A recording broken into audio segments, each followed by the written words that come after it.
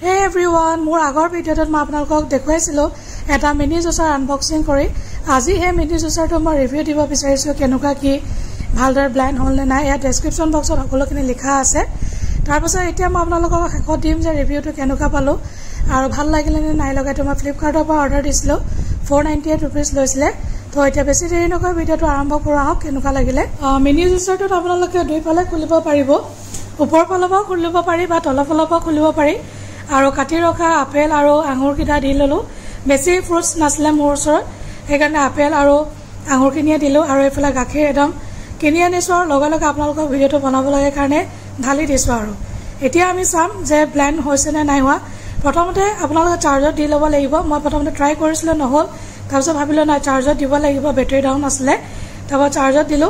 আৰু অকমান চেক কৰি লৈছো এতিয়া আমি চাম ধুনীয়াকৈ ব্লেন্ড হৈছে নে নাই এয়া এফালে তলৰ ফালে আপোনালোকে অন আৰু অফ বাটন আছে এয়া দেখিছে আপোনালোকে ধুনীয়াকৈ ব্লেন্ড হৈছে ভাল লাগিছে আৰু কম সময়ৰ ভিতৰতে হৈ যাব কিন্তু বৰ ধুনীয়াকৈ একেবাৰতে ব্লেন্ড নহয় অকমান 2-3 বাৰ আপোনালোকে কৰিব লাগিব 2-3 বাৰ কৰাৰ পিছত কিন্তু ধুনীয়া ব্লেন্ডিং হৈছিলে আৰু ৰিভিউটো আপোনালোকে নিজে কওক ভাল লাগিছে নে নাই মইতো ৰিভিউটো ভালেই দিম ইমানো বেয়া নহয় খালি অকমান সৰু আৰু এজন মানুহৰ কাৰণে ধুনীয়াকৈ হৈ যাব